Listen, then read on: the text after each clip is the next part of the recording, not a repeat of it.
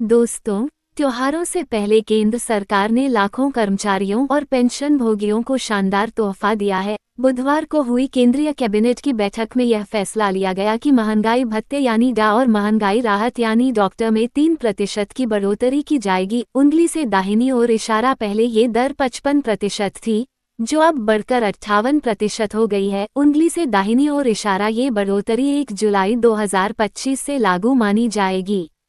उंगली से दाहिनी ओर इशारा। और सबसे खास बात यह है कि कर्मचारियों और पेंशनभोगियों को जुलाई, अगस्त और सितंबर यानी 3 महीने का एरियर अक्टूबर की सैलरी के साथ मिलेगा। यानी त्योहारों से पहले जेब में मोटी रकम आने वाली है।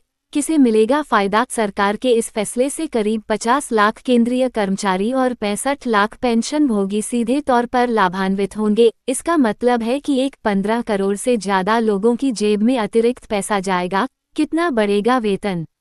इसे एक आसान उदाहरण से समझिए।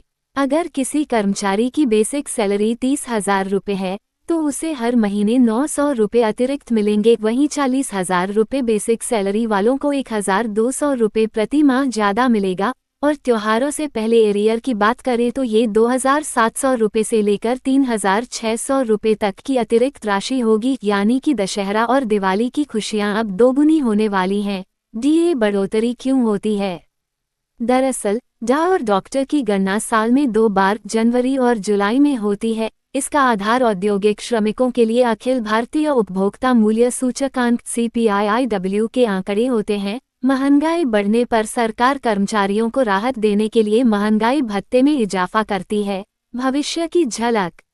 माना जा रहा है कि यह बढ़ोतरी 7वें वेतन आयोग के तहत अंतिम बड़ी बढ़ोतरी हो सकती है, क्योंकि जनवरी 2026 से 8वां वेतन आयोग लागू होने की उम्मीद है। तो दोस्तों, ये है सरकार का दिवाली गिफ्ट केंद्रीय कर्मचारियों और पेंशन भोगियों के लिए।